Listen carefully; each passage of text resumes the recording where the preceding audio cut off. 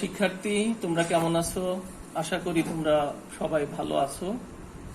আমি আজকে একাদশ এবং দ্বাদশ শ্রেণীর রসায়ন দ্বিতীয় পত্রের জৈব রসায়নের হাইড্রোকার্বন অংশের নামকরণ পড়াবো।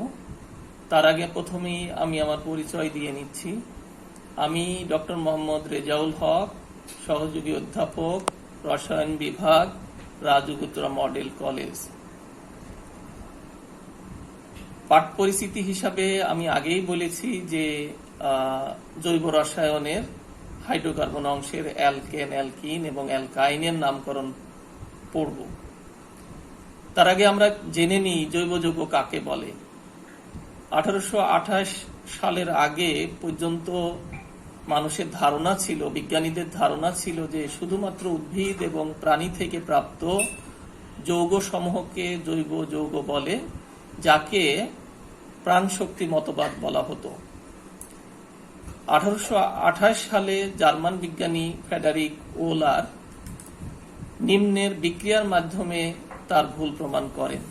তিনি অ্যামোনিয়াম সায়ানেটকে হিট দিতে গিয়ে দেখেন যে সেটি আর অ্যামোনিয়াম সায়ানেট নেই, তা একটি জৈব যৌগে পরিণত হয়েছে, যেটির নাম হলো ইউরিয়া। তার আগে একটু জেনে নেই যে জৈব যৌগের আধুনিক সংজ্ঞা কি। জৈব যৌগ বলতে কার্বন এবং হাইড্রোজেন দ্বারা গঠিত হাইড্রোকার্বন এবং এদের থেকে উদ্ভূত যৌগ সমূহ, অর্থাৎ হাইড্রোকার্বনের ডেরিভেটিভস সমূহ। তবে জৈব যৌগে কার্বন, হাইড্রোজেন ছাড়াও হ্যালোজেন, নাইট্রোজেন, সালফার, অক্সিজেন প্রভৃতি মৌল উপস্থিত থাকে। যেমন দু একটি যৌগ বলা যেতে পারে methane, ethane, methanol, methyl, amine ইত্যাদি। তোমরা নবম এবং দশম শ্রেণীতে অ্যালকেনের নামগুলো শিখেছ। অ্যালকেনের সাধারণ সংকেত হলো CnH2n+2। অ্যালকেনের প্রথম মেম্বার সেটি হলো মিথেন, যার সংকেত CH4, ethane C2H6, propane C3H8, butane C4H10, pentane C5H12, hexane C6H14, heptane C7H16, octane C8H18, nonane C9H20, decane C10H22। একাদশ এবং দ্বাদশ শ্রেণীতে এই পর্যন্ত পড়লেই তোমাদের উদ্দেশ্য পারপাস সার্ভ হবে, তবে উচ্চতর ক্লাসে এর চাইতে আরো বেশি পড়তে হবে। আমরা আজকে ইউপ্যাক বা জেনেভা পদ্ধতিতে অ্যালকেনের নামকরণ শিখব। তার আগে আমাদের প্রথমেই জেনে নিতে হবে যে অ্যালকেনের নামকরণের নিয়ম কি। আমি এখন নিয়ম সমূহ তোমাদেরকে অতি সংক্ষেপে বলছি। অ্যালকেনের নামকরণের ক্ষেত্রে তোমাকে প্রথমেই অ্যালকেনের লং চেন খুঁজে বের করতে হবে, লম্বা শিকল খুঁজে বের করতে হবে। 2 নম্বর পয়েন্ট সেটি হলো যে যেদিক থেকে প্রতিস্থাপক বা মূলকগুলো নিকটে সেদিক থেকে নাম্বারিং করতে হবে। তবে নাম্বারিং গুলো ইংরেজি লেটারে করতে হবে, যেমন 1, 2, 3, 4, 5 ইত্যাদি। প্রতিস্থাপক ও মূলকগুলোর ইংরেজি নামের আদ্যাক্ষরের বর্ণানুক্রম, অর্থাৎ আলফাবেটিক অর্ডারে লিখে পরে অ্যালকেনের নাম লিখতে হবে। একাধিক প্রতিস্থাপক থাকলে সংখ্যা উল্লেখপূর্বক ডাই, ট্রাই, টেট্রা ইত্যাদি লিখতে হবে। সংখ্যা ও শব্দের মাঝে হাইফেন এবং একাধিক সংখ্যা থাকলে সংখ্যার মাঝে কমা বসাতে হবে। এখন আমরা সরাসরি অ্যালকেনের নামকরণে চলে যাচ্ছি। এখানে দেখা যাচ্ছে 5 কার্বনের একটি অ্যালকেন, সুতরাং এর নাম হবে পেন্টেন। এক্ষেত্রে নাম্বারিং না করলেও চলবে, তবে নাম্বারিং করলেও দোষের কিছু নেই। আমরা পরবর্তী যৌগে চলে যাচ্ছি। এটিও 5 কার্বনের একটি যৌগ। এখানে দেখা যাচ্ছে যে 2 নম্বর কার্বনে, বাম পাশ থেকে 2 নম্বর কার্বনে একটি প্রতিস্থাপক আছে। তো আমি আগেই বলেছি যে প্রতিস্থাপকগুলো যেদিক থেকে নিকটে সেদিক থেকে নাম্বারিং করতে হবে। বাম পাশ থেকে যদি নাম্বারিং করি প্রতিস্থাপকের অবস্থান হয় 2, ডান পাশ থেকে নাম্বারিং করলে প্রতিস্থাপকের অবস্থান হয় 4। সুতরাং আমরা বাম পাশ থেকে নাম্বারিং করব। তো নাম্বারিং করলে পাওয়া যাবে 1, 2, 3, 4, 5, অর্থাৎ 5 কার্বনের যৌগ পেন্টেন আমরা বলবো শেষে। আমি আগেই বলেছি যে প্রতিস্থাপকগুলোর নাম আগে লিখে পরে আসল যৌগ পেন্টেনের নাম লিখতে হবে। তো যৌগটির নাম কি হবে? 2-মিথাইল পেন্টেন। তার পরবর্তী যে যৌগ সেটি হলো, যেটাও একটি 5 কার্বনের যৌগ। বাম পাশ থেকে প্রতিস্থাপক 2 নম্বরে, ডান পাশ থেকে প্রতিস্থাপক 3 নম্বরে। সুতরাং বাম পাশ থেকে যেহেতু নিকটে সেই জন্য নাম্বারিংটা আমরা বাম পাশ থেকে করব। তো 1, 2, 3, 4, 5 কার্বনের যৌগ পেন্টেন হবে। তো পেন্টেন নামকরণ করার আগে প্রতিস্থাপকগুলোর নাম আমরা আগে বলবো। এখানে প্রতিস্থাপক একটি 2 নম্বর পজিশনে মিথাইল এবং 3 নম্বর পজিশনে ইথাইল। আমি আগেই বলেছি যে প্রতিস্থাপকগুলোর আদ্যক্ষরের আলফাবেটিক অর্ডারের ক্রমানুসারে নামকরণ করতে হবে। তো মিথাইলের এম এর আগে ইথাইলের ইর অবস্থান, সুতরাং ইথাইলকে আগে বলতে হবে। তাহলে নামকরণ কি দাঁড়াইলো? 3-ইথাইল 2-মিথাইল পেন্টেন। এর পরবর্তী যৌগ যেটা, এখানে 5 কার্বনের একটা যৌগ, যেখানে বাম পাশ থেকে গেলে 2 নম্বরের শাখা, ডান পাশ থেকে গেলেও 2 নম্বরের শাখা, কিন্তু ডান পাশে ব্রাঞ্চিং বা শাখার সংখ্যা বেশি, সুতরাং ডান পাশ থেকে নামকরণ করতে হবে। এটা সহজ পদ্ধতি। তবে এটি বের করার একটা নিয়ম আছে যে প্রতিস্থাপকগুলোর অবস্থান যোগ করে করে একবার বাম থেকে ডাইনে নাম্বারিং করবে, একবার ডান থেকে বামে নাম্বারিং করব। তো বাম থেকে যদি আমরা ডাইনে নাম্বারিং করি তাহলে প্রতিস্থাপকগুলোর অবস্থানের যোগফল হয় 2 যোগ 3 যোগ 4 যোগ 4 যোগ সমান 13। এবং বাম থেকে যদি ডান থেকে যদি বামে প্রতিস্থাপকগুলোর নাম্বারিং অবস্থানের সংখ্যা যোগ করি তাহলে পাবো 2 যোগ 2 যোগ 3 যোগ 4, টোটাল 11। তো 11 সংখ্যা অবশ্যই 13 চাইতে কম। আমাদের নিয়ম হলো যে প্রতিস্থাপকগুলোর অবস্থানের যোগফল যেদিক থেকে কম হবে সেদিক থেকে নাম্বারিং করতে হবে। যেহেতু 11 13 চাইতে কম, সুতরাং নাম্বারিংটা আমরা ডান পাশ থেকে করব। তো ডান পাশ থেকে নাম্বারিং করলে 1, 2, 3, 4, 5 কার্বনের যৌগ পেন্টেন। এখন দেখা যাক প্রতিস্থাপক কি কি আছে। 2-এ 2টা মিথাইল এবং 4-এ একটা মিথাইল, 3-এ একটা ইথাইল। আলফাবেটিক অর্ডারে ইথাইলের ই আগে, মিথাইলের এম পরে, সুতরাং ইথাইলের নামটা আগে হবে। তাহলে কি হবে? 3-ইথাইল 2,2,4 টেট্রামিথাইল পেন্টেন। এখানে একটা কথা বলে রাখা ভালো, নিয়মে আমি অলরেডি বলেছি যে কোনো ডিজিটের পরে যদি কোনো ওয়ার্ড থাকে সেখানে একটা হাইফেন, ডিজিটের আগেও যদি কোনো ওয়ার্ড থাকে সেখানেও হাইফেন, এবং একাধিক ডিজিট যদি থাকে ডিজিটগুলোর মাঝে কমা চিহ্ন বসাতে হবে। এখানে আরো একটা বড় হাইড্রোকার্বন দেখানো হয়েছে। আমরা বাম থেকে যদি কাউন্ট করি 1, 2, 3, 4, 5, 6, 7, আবার এদিক থেকে যদি কাউন্ট করি 1, 2, 3, 4, 5, 6, তো 7 নম্বর কার্বন অবশ্যই 6 কার্বনের হাইড্রোকার্বনের চাইতে বড়। সুতরাং নাম্বারিংটা 1 থেকে যেদিকে 7 হবে সেদিক দিয়ে যাব।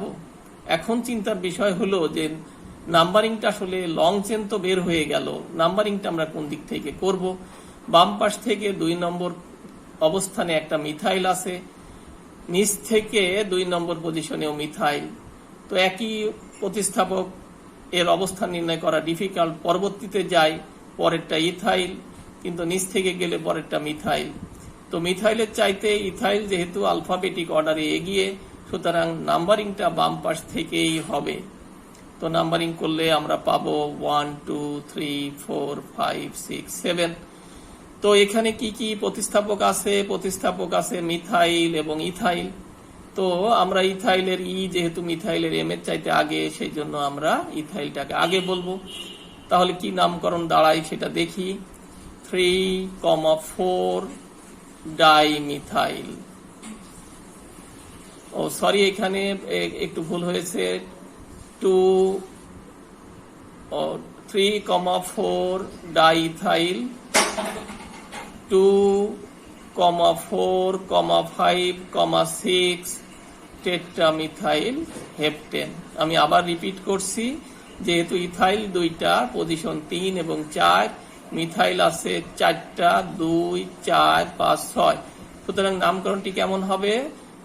3,4 ডাইথাইল, তারপরে হবে 2,4,5,6 টেট্রামিথাইল হেপটেন।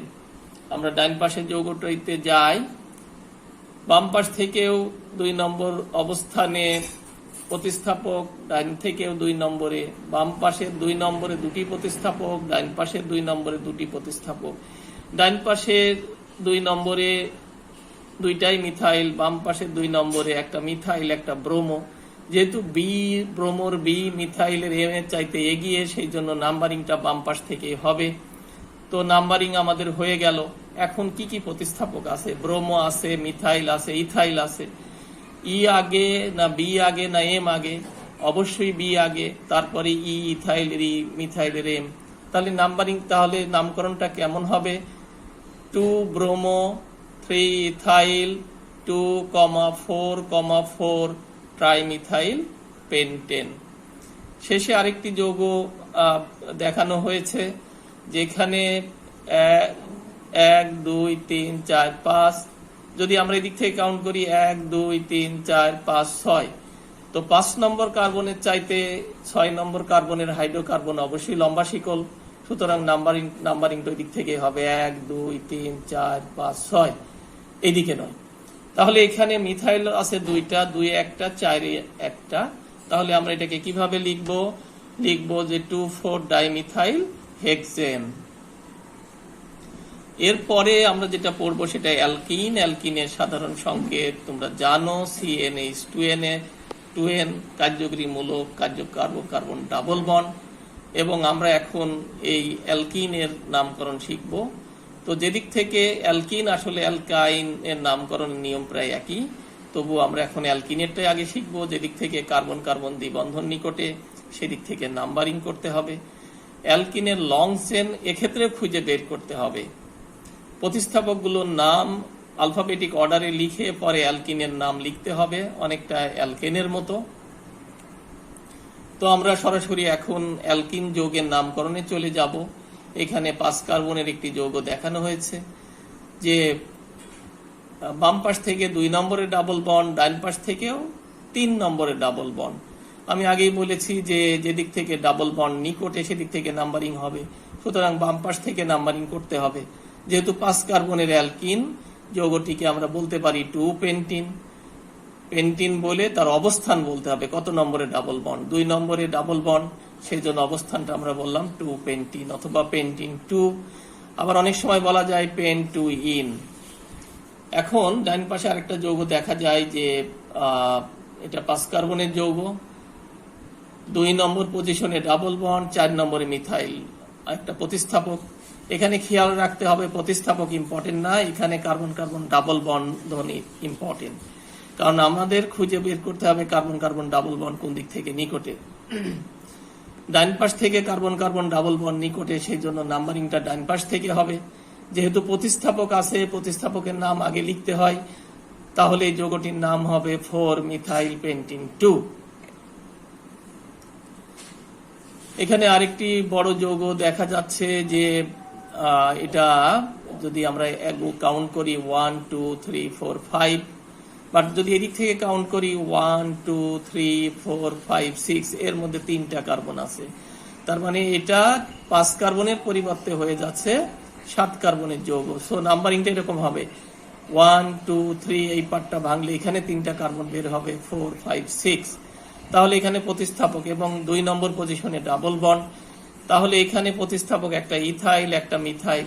তাহলে আমরা কি লিখবো? 3 ইথাইল 2 মিথাইল হেক্সিন 2। আমরা আরেকটি যৌগের দিকে যাব। এখানে 6 কার্বনের একটি অ্যালকিন দেওয়া আছে।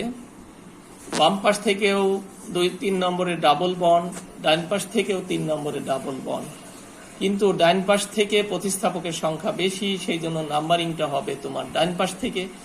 তো নাম্বারিং যদি করি ডান পাশ থেকে 1 2 3 4 5 6, তাহলে এই যৌগটির নাম কি হবে? কি কি প্রতিস্থাপক দেখা যায়? এখানে 2 ধরনের প্রতিস্থাপক, একটা ক্লোরো, একটা মিথাইল। আলফাবেটিক অর্ডারের ক্লোরো সি, মিথাইল এম এর চাইতে আগে, সেজন্য ক্লোরো নামটা আগে আসবে। 3 ক্লোরো 2, 2, 4 ট্রাইমিথাইল হেক্সিন 3। এই যৌগগুলো দিয়ে যদি বলে যে এই যৌগগুলোর কার্যকরীমূলক কি হবে, তাহলে লিখতে হবে অ্যালকিনের যে কার্যকরীমূলক সেটি তোমাকে লিখতে হবে, অর্থাৎ কার্বন কার্বন ডাবল বন্ধন। এখানে কয়েকটি যৌগ দেখানো হয়েছে, যদি এই ফর্মে থাকে যে তোমাকে যে এটা বিউটিন, 2 বিউটিন বা বিউটিন 2, এটাকে যদি আমরা একটু ভেঙে লিখি, 2টা হাইড্রোজেনকে উপরে, মিথাইল 2টাকে নিচে দিই, অর্থাৎ একই গ্রুপ যদি কার্বন কার্বন দ্বিবন্ধনের উপরে বা নিচে থাকে তাহলে তাকে সিস আইসোমার বলা হয়। আমরা আইসোমার পড়ানোর সময় আরো ডিটেলস পড়াবো, একটু ধারণা দিয়ে যাচ্ছি। তো এই যৌগটার নাম কি হবে? এটা বিউটিন, নো ডাউট, বাট 2টা হাইড্রোজেন যেহেতু একই পাশে, সেই জন্য আমরা এটাকে বলবো সিস 2 বিউটিন। বাম পাশটা ফিক্স রেখে ডান পাশে যদি ইন্টারচেঞ্জ করি, কার্বনের ডান পাশে যে প্রতিস্থাপক আছে, হাইড্রোজেন নিচে, মিথাইল উপরে, তাহলে সেই যৌগটাকে আমরা কি তখন বলতে পারবো? Trans 2 butene.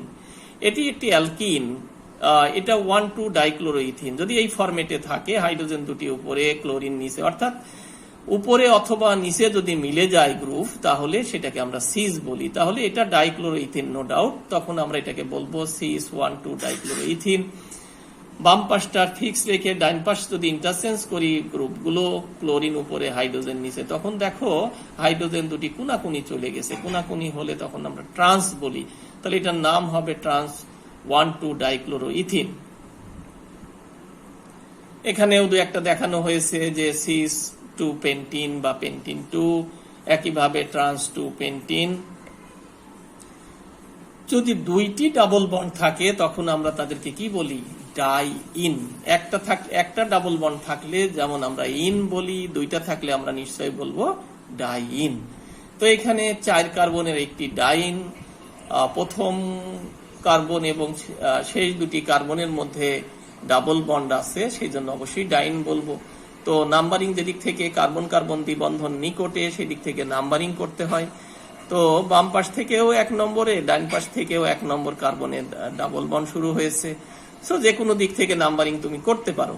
তো আমরা বাম পাশ থেকেই করলাম 1 2 3 4, 4 কার্বন মানে বিউটেন। যেহেতু 2টা ডাবল বন্ড আছে, এটাকে বলতে হয় বিউটাডাইন, ডাই ইন। তার আগে পজিশনটা অবশ্যই বলতে হবে, কত কত পজিশনে ডাবল বন্ড আছে। 1, 3 তে ডাবল বন্ড আছে বলে এটার নাম হবে 1 3 বিউটাডাই ইন। যদি 1 3 হইতো বা 1 4 হইতো তখন 1 4 আমরা লিখতাম। নিচে আরো এক্সাম্পল দিলে বিষয়টি ক্লিয়ার হবে। এটা 5 কার্বনের একটি ডাইন, 1 নম্বরে ডাবল বন্ড এবং 3 নম্বরে ডাবল বন্ড। নাম্বারিং আমরা ওই দিক থেকে করেছি যেদিক থেকে ডাবল বন্ধনের অবস্থান নিকটে। তো 1 2 3 4 5, এটার নাম হবে 1 3 পেন্টাডাইন আকার, পেন্টাডাইন। এখানে দেখো এটাও পেন্টাডাইন, বাট 4 নম্বর পজিশনে একটা প্রতিস্থাপক আছে। সব ক্ষেত্রেই প্রতিস্থাপকের নামগুলো আগে লিখতে হয়, সেই জন্য আমরা এক্ষেত্রে লিখব কি 4 মিথাইল 1 3 পেন্টাডাইন। ঠিক যেভাবে আমরা অ্যালকিন পড়লাম, একই নিয়মে অ্যালকাইন পড়বো। যেদিক থেকে ট্রিপল বন্ধন নিকটে সেদিক থেকে নাম্বারিং করতে হবে অ্যালকিনের মতো। তো এই একটা 4 কার্বনের অ্যালকাইন, বাম পাশ থেকে গেলে 2 নম্বরে, ডান পাশ থেকেও 2 নম্বরে, যে কোনো দিক থেকে নাম্বারিং করা যাবে। তাহলে এই যৌগটাকে আমরা কি লিখব? বিউটাইন 2 অথবা 2 বিউটাইন বা বিউটুআইন। আমরা যদি ডান পাশের যৌগ দেখি, 5 কার্বনের একটা অ্যালকাইন, ডান পাশ থেকে যদি কাউন্ট করি 2 নম্বর পজিশনে আমাদের ট্রিপল বন্ড, তাহলে এই যৌগটির নাম কি হবে? যৌগটি পেন্টাইন হবে নো ডাউট, বাট প্রতিস্থাপকগুলোর নাম আগে লিখতে হবে। প্রতিস্থাপক 2টা, একটা ক্লোরো, একটা মিথাইল। আলফাবেটিক অর্ডারে ক্লোরো মিথাইলের চাইতে এগিয়ে, সেই জন্য আমরা যৌগটির নাম লিখব 4 ক্লোরো 4-মিথাইল পেন্টাডাইন 2 পজিশনটা উল্লেখ করতে হবে। এখানে দেখা যাক যে এখানে 6 কার্বনের একটা অ্যালকাইন, বাম থেকে কাউন্ট যদি করি 1 2 3 ট্রিপল বন্ড, ডাইন থেকে কাউন্ট করলেও 3 ট্রিপল বন্ড, বাম থেকে 2 নম্বরে প্রতিস্থাপক, ডাইন পাশ থেকেও 2 নম্বর প্রতিস্থাপক। কিন্তু বাম পাশে যেহেতু ক্লোরো, সেই জন্য বাম পাশ থেকে আমরা নাম্বারিংটা করব। নাম্বারিং যদি করি 1 2 3 4 5 6, তাহলে যৌগটি কি হবে? যে অবশ্যই হেক্সাইন হবে, পজিশন সহ বলতে হবে। তার আগে প্রতিস্থাপক গুলোর নাম আগে আমরা বলবো। 2 ক্লোরো 5 মিথাইল হেক্সাইন 3। যদি যেভাবে আমরা দুইটা ডাবল বন্ড থাকলে আমরা বলছিলাম ডাইন, তেমনি যদি দুইটা ট্রিপল বন্ড থাকে সেক্ষেত্রে আমরা বলবো ডাই আইন। এখানে 4 কার্বনের ডাইন, তো বাম পাশ থেকেও 1 নম্বরে ট্রিপল বন্ড, ডাইন পাশ থেকেও 1 নম্বরে ট্রিপল বন্ড। যেহেতু দুইটা অবস্থানই সমান দূরত্বে, সেজন্য আমরা যে কোনো এক পাশ থেকে নাম্বারিং করতে পারবো। বাম পাশ থেকে নাম্বারিং যদি করি 1 2 3 4, তাহলে 1-এ একটা ট্রিপল বন্ড আছে, 3-এ একটা ট্রিপল বন্ড আছে। তাদের নাম্বারিং করো পজিশন গুলো 1, 3। যেহেতু 4 কার্বনের অ্যালকাইন, এটার নাম হবে 1 3 বিউটাডাই আইন। আর ডাবল বন্ড হলে কি হইতো? বিউটাডাই ইন। এখানে দেখো 5 কার্বনের ডাই আইন, 1 নম্বরে ট্রিপল বন্ড এবং 3 নম্বরে ট্রিপল বন্ড। তাহলে পজিশন আগে উল্লেখ করে নিতে হবে 1 3 পেন্টাডাই আইন। এখানে 6 কার্বনের ডাই আইন, কিন্তু 5 নম্বর কার্বনে একটি প্রতিস্থাপক আছে, সেই জন্য প্রতিস্থাপকের নামটা আগে বলতে হবে। তাহলে কি দাঁড়াবে? নাম 5 ক্লোরো 1 3 হেক্সাডাই আইন। যদি এমনটি হয় যে ডাবল বন্ড ট্রিপল বন্ড উভয়টি আছে, তাহলে সেক্ষেত্রে আমরা অ্যালকিনাইন বলি। এক্ষেত্রে মনে রাখতে হবে ডাবল বন্ড এবং ট্রিপল বন্ড যদি কোনো যৌগে থাকে, যৌগের শেষে অবশ্যই আইন হবে, বাট তার আগে নাম্বারিংটা খুব ইম্পর্টেন্ট। আমরা কোন দিক থেকে নাম্বারিং করব, সেই নাম্বারিং এবং নামকরণের নিয়মটা আমরা এখন শিখে নিচ্ছি। মাল্টিপল বন্ডের দিক থেকে নাম্বারিং করতে হবে এবং প্রতি ক্ষেত্রে নামের শেষে আইন বসবে। আইন, এটা ইম্পর্টেন্ট, আইন হবে, নট ইন। যদি কার্বন কার্বন ডাবল বন্ড ও ট্রিপল বন্ড শিকলের 2 প্রান্তে অবস্থান করে, সেক্ষেত্রে সমান দূরত্বে অবস্থান করে, এবং সেক্ষেত্রে কার্বন কার্বন ডাবল বন্ধনের দিক থেকে নাম্বারিং করতে হবে। আমরা এখন বাস্তব উদাহরণে চলে যাচ্ছি। যেমন এখানে একটি যৌগ দেখানো হয়েছে যে 5 কার্বনের একটি অ্যালকিনাইন, বাম পাশ থেকে 1 নম্বর কার্বনের ডাবল বন্ধন, ডান পাশ থেকে 1 নম্বর কার্বনের ট্রিপল বন্ধন। এক্ষেত্রে আমি নিয়মে বলেছি যে দুইটাই যদি প্রান্তে অবস্থান হয়, তাহলে যে দিক অ্যালকিনের দিক থেকে নাম্বারিং হবে। তো নাম্বারিং করে ফেলো 1 2 3 4 5, এবং আমি কি বলেছিলাম যে শেষে আইন হবে। তাহলে যৌগটির নাম কি হবে? পেন্ট। যেহেতু 5টা কার্বন, আমরা একে বলবো পেন্ট 1 ইন, 1 নম্বরে ডাবল বন্ড এবং 4-এ আইন আছে, 4-এ ট্রিপল বন্ড আছে। তাহলে কি দাঁড়ালো? পেন্ট 1 ইন 4 আইন। বুঝতে পেরেছি? এরপরে আমরা যাই যে পরের একটি যৌগ দেওয়া হয়েছে যে ট্রিপল বন্ড প্রান্তে, ডাবল বন্ড মাঝখানে চলে গেছে। তাহলে অবশ্যই মাল্টিপল বন্ধনের দিক দিয়ে, দ্বিবন্ধনের চাইতে ত্রিবন্ধনের মাল্টিপল বন্ডিং বলা হয়। তাহলে আমরা বাম পাশ থেকে নাম্বারিং করব 1 2 3 4 5। তাহলে এটার নাম কি হবে? লাস্টে আইন হবে। তাহলে 5 কার্বন যেহেতু আমরা পেন্ট, এবং 3 নম্বরে ডাবল বন্ড আছে পেন্ট 3 ইন 1 আইন। এখানে একটি যৌগ দেখা যাচ্ছে যে ট্রিপল বন্ধন 1 নম্বর কার্বনে, ডাবল বন্ধন ভিতরে ঢুকে গেছে। তো সেক্ষেত্রে একটা প্রতিস্থাপক দেখা যায় একটি ক্লোরো 6 কার্বনের যৌগ, সেই ক্ষেত্রে আমরা এর নাম লিখব 5 ক্লোরো হেক্স 3 ইন 1 আইন। এতক্ষণ আমরা অ্যালকেন, অ্যালকিন এবং অ্যালকাইনের আন্তর্জাতিক পদ্ধতি বা ইউপ্যাক বা জেনেভা পদ্ধতিতে নামকরণ শিখলাম। তো তোমাদের কিছু আমি বাড়ির কাজ দিয়ে রাখছি, এই কাজটি তোমরা করে রাখবে। আগামী ক্লাসে আমি তোমার বাড়ির কাজগুলো চেক করে দিব। তো আজকের মতো এই পর্যন্তই।